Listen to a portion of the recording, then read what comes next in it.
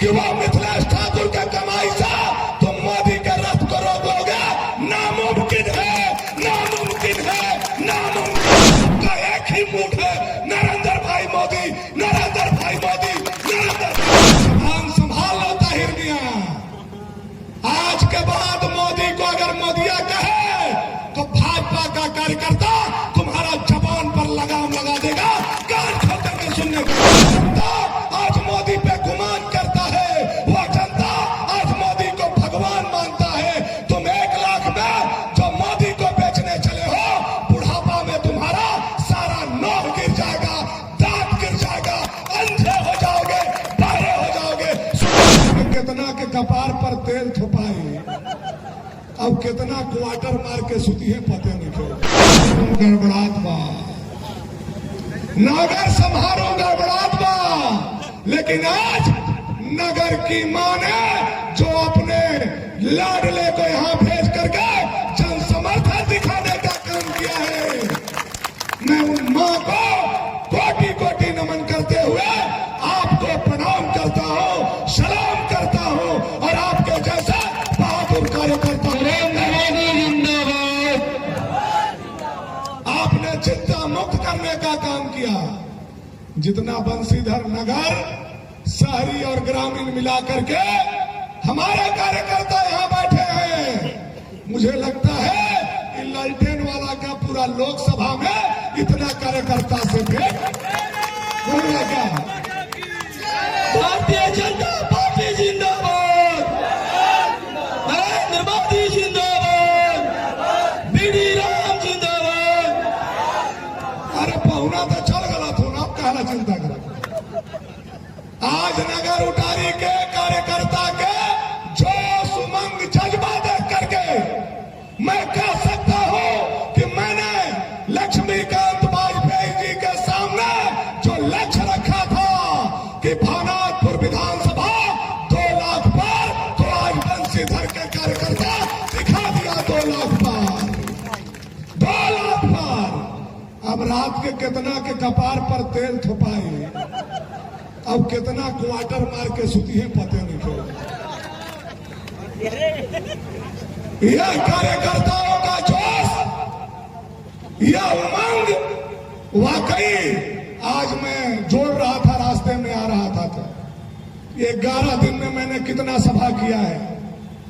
81 number Bhavnathpur विधानसभा है और 11वां दिन आज हमारा है। जैसे मोदी जी ने रामलला को बैठाने के लिए 11 दिन उपवास रखा था, मैं विष्णु दयाल राम जी के लिए 11 दिन दर दर का ठोकर खाया हूं और 81वां सभा करना। 81 विधानसभा नंबर है और 81 सभा आपका भाई भानु प्रताप शाही आप लोगों के बीच में कर रहा है। भानु प्रताप शाही जिंदाबाद, भारतीय जनता पार्टी जिंदाबाद। अरे क्षेत्र विधायक कैसा हो? देखिए, चुनाव के अंतिम कड़ी, अंतिम पायदान में हम लोग खड़े हैं। सुनने में आ रहा था, हमारे कुछ मित्र बता रहे थे, परसों रात को हमको फोन किए कि काला रंग के 4 गो गाड़ी आया है, लाइन होटल पर रुका है और बड़का बड़का बैग उतर रहा है और 2 गो बेगुआ खातिर छीना झपटी कर रहा था कि रख दिया था वो लोग आराम से। 2 गो लोग बैग लेने उठाने के लिए 2 गो आदमी वहां था, गार्ड बॉडीगार्ड भी उन लोगों के पास नहीं था। वह काला धन काला गाड़ी से जो आया था, वह जो काला कमाई झारखंड सरकार का आया है, तुम सोचते हो कि वह मिथिलेश ठाकुर के कमाई से तुम मोदी के रथ को रोक लोगे? नामुमकिन है, नामुमकिन है, नामुमकिन है। और जो काला गाड़ी में रखे हो और जिसको जिसको दे रहे हो, हमारा नेटवर्क बहुत तगड़ा है, बहुत तगड़ा है। और जो जो मुखिया को खरीद रहे हो, विष्णु दयाल राम जी फिर सांसद बनेंगे और भानु प्रताप शाही विधायक है। 4 महीना के अंदर जो जो लोग अपना जमीर बेचा है उसके हलक में हाथ डाल करके वह काला कमाई वसूल किया जाएगा। मैं बताना चाहता हूं, जिंदाबाद जिंदाबाद। मत बेचो अपने जमीर को, मत बेचो अपने पंचायत को, मत बेचो अपने जनता को। यह जनता आज मोदी पे गुमान करता है, वह क्या करो। गंदे लोगों के साथ रह रह करके राजा महाराजा का भी दिमाग खराब हो गया है। गंदे लोगों के साथ रह रह करके गोली बंदूक हथियार अपराधी और उग्रवादी के साथ रह रह करके अच्छे कुल खानदान के लड़का का भी दिमाग खराब हो गया है। मुझे लगता है इस चुनाव के बाद उनको कांके ले जा करके इलाज कराना होगा, तब उनको यहां भेजना होगा। क्या कर रहे हो आप? देश के जनता का मूड नहीं समझ रहे हो, पिछड़ा का मूड नहीं समझ रहे हो, बलिया का मूड नहीं समझ रहे हो, दलित का मूड नहीं समझ रहे हो, आदिवासी का मूड नहीं समझ रहे हो, अगड़ा जाति का। नरेंद्र मोदी जिंदाबाद।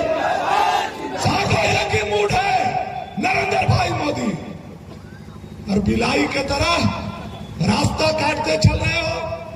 अच्छे कुल खानदान परिवार में आकर के कई बार सौभाग्य रहा हो अच्छे कुर्सी का, और आज अपराधी के साथ जाकर के फिर 2014 से पहले वाला जनता के बिजली के जुग में लालटेन पकड़ाने आए हो। शर्म आना चाहिए, आना चाहिए कि नहीं आना चाहिए? अरे आज 3-2-4 गो टावर गिरा था, आज से ठीक हो गया। 20 घंटा बिजली विष्णु दयाल राम और भानु प्रताप शाही ने इस क्षेत्र के जनता को रघुवर दास के आशीर्वाद से देने का काम किया है। अब यहाँ लालटेन का जरूरत नहीं है।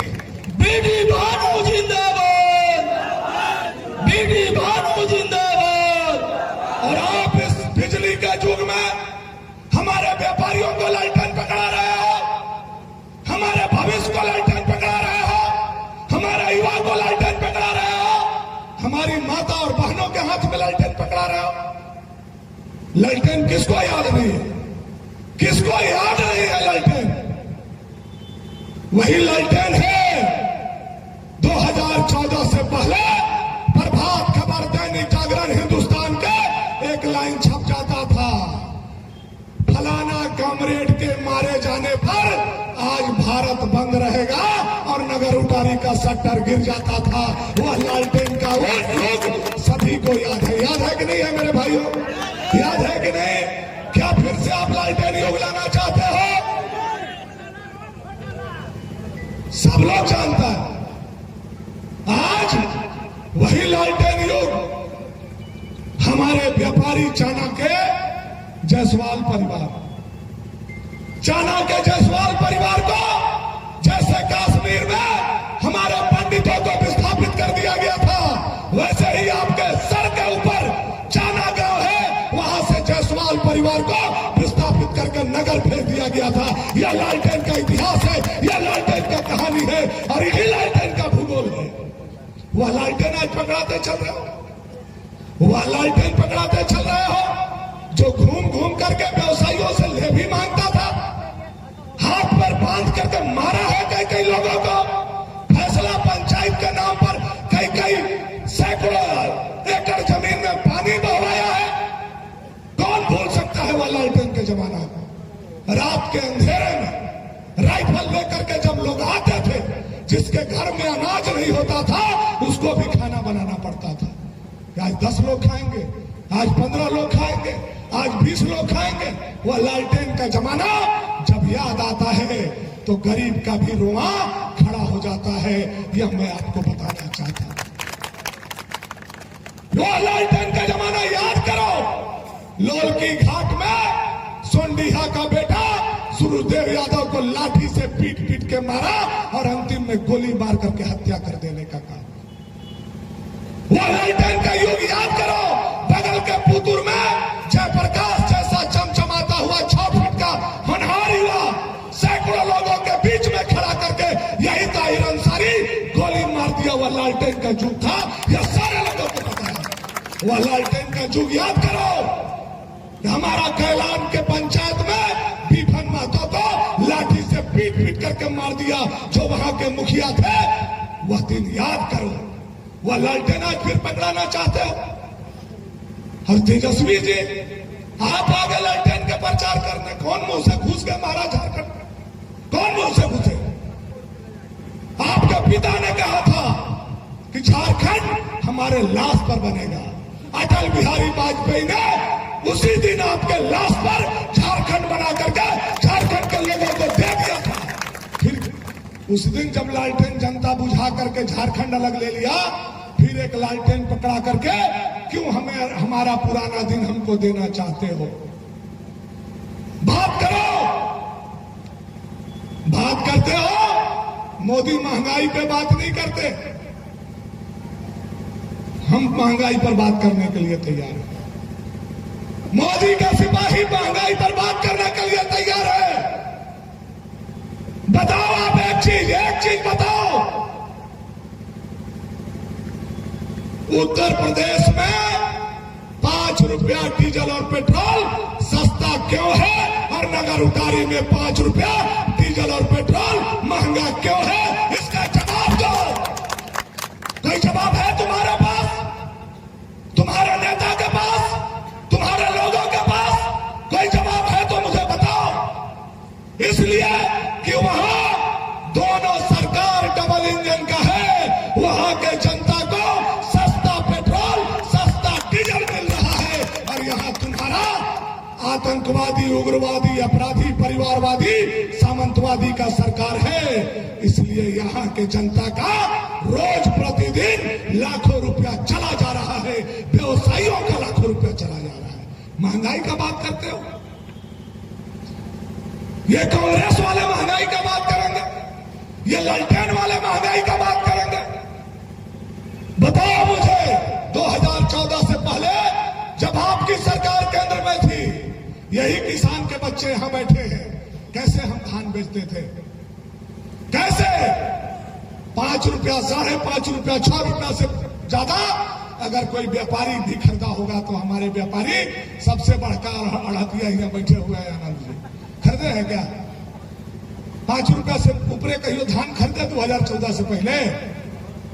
अब नहीं पकड़ाइएगा, बैठ जाइए। 2014 से पहले पसीना गार गार के किसान धान कमाता था, 6 रुपया खरीदते थे। 65 साल शासन किया आपने, 13 प्रधानमंत्री दिया, और एक पिछड़ा का बेटा आया, एक चाय बनाने वाला का बेटा आया, एक गरीब का बेटा आया। 10 साल के अंदर अंदर वह धान का कीमत 6 रुपया से बढ़ा करके 20 रुपया करने का काम किया। क्या बात करोगे आप? नरेंद्र मोदी जिंदाबाद, भारतीय जनता पार्टी जिंदाबाद। क्या बात करोगे महंगाई का? महाराज आप महंगाई का बात करते हो? आप बताओ किसानों को, आपका 65 साल में आपका सरकार 4 आना पैसा दवाई के लिए भी, या सल्फास डाल करके बीहन रखने के लिए भी अगर 4 आना पैसा हाथ पर रखा है तो हिसाब दो लालटेन वाला और कांग्रेस वाला। दो, आओ बात करो। नहीं बात करोगे? 65 साल शासन किया, किसान के हाथ पर चौवन्नी नहीं दिया। अगर किसान के हाथ पर आज 6,000 रुपया साल में कोई दे रहा है तो 56 इंच का छाती वाला नरेंद्र भाई मोदी दे रहा है, दूसरा कोई नहीं दे पाया। और मोदी जी ने कहा है, अभी जो 4 दिन पहले आए थे, भानो जाओ और जाकर के किसानों को कह दो कि तीसरा बार मैं कुर्सी पर बैठूंगा तो ये 6,000 को 12,000 साल में कर दिया जाएगा। यह मोदी का गारंटी है। भारत माता की। महंगाई की बात करते हो? कितना मजदूरी था आपके युग में? 65 साल शासन किए हो, 13 प्रधानमंत्री दिया तुमने। कितना मजदूरी था? 1 रुपया 20 पैसा 2014 था। आज कितना मजदूरी है? 272 रुपया। यह है नरेंद्र भाई मोदी, यह है गरीब का बेटा जो मजदूरी भी बढ़ाने का काम किया। महंगाई की बात करते हो? बूढ़ा बूढ़ी दादा दादी को बेटा बन करके तुम तुम भी बेटा बनने का अवसर मिला 65 साल, 400 रुपया देते थे, वो भी कट पीट करके छीना झपटी लूट मार होकर के 200 रुपया मिलता था। और नरेंद्र भाई मोदी गरीब का बेटा उस कुर्सी पर बैठा, अपने माँ बाप के तरह देश के बुजुर्गों को संभाल दिया। उस 400 को बढ़ा करके 1000 रुपया किया, और 1000 रुपया दिल्ली से डालता है तो 1000 रुपया नगर उतारी में आता है। कोई माई का लाल चारा नहीं खा पाता। यह है हमारा नरेंद्र भाई मोदी। बात करते हो, और पहले तो दोनों को हम कहेंगे बिना नाम लिए हुए कि मोदी जी के बारे में जबान पर लगाम लगा करके बोला करो। ये जो मोदिया मोदिया मोदिया मोदिया कह रहे हो, कोनो दिन गोसा में भरचपटा में पड़ गए भाजपा वाला के, तब फिर मत कहना भाई मेरे के ऐसे ऐसे गड़बड़ हो गया। क्या बोला था धुरकी में, आपको तो याद है। धुरकी में क्या बोला जाकर के ताहिर मियां, ये मोदिया मोदिया। ताहिर मियां जबान संभाल लो ताहिर मियां। आज के बाद मोदी को अगर मोदिया कहे तो भाजपा का कार्यकर्ता तुम्हारा जबान पर लगाम लगा देगा। कान खोल करके सुनने का काम करो। नो मोदिया, वह हमारा भगवान है, वह हमारा आज का ईश्वर है, और वह आज का गरीब का देखभैया अगर देश में कोई है तो मोदी भैया है, दूसरा कोई गरीब का देखभैया नहीं। नरेंद्र मोदी जिंदाबाद, भाजपा शाही जिंदाबाद। ये लोग बोलता है मोदी जी आएंगे, नहीं मोदी आएगा तो आरक्षण खत्म कर देगा, संविधान को बदल देगा। ये 400 पार इसीलिए जाना चाहता है ताकि हम संविधान बदल दें 2/3 बहुमत में, आरक्षण को खत्म कर दें।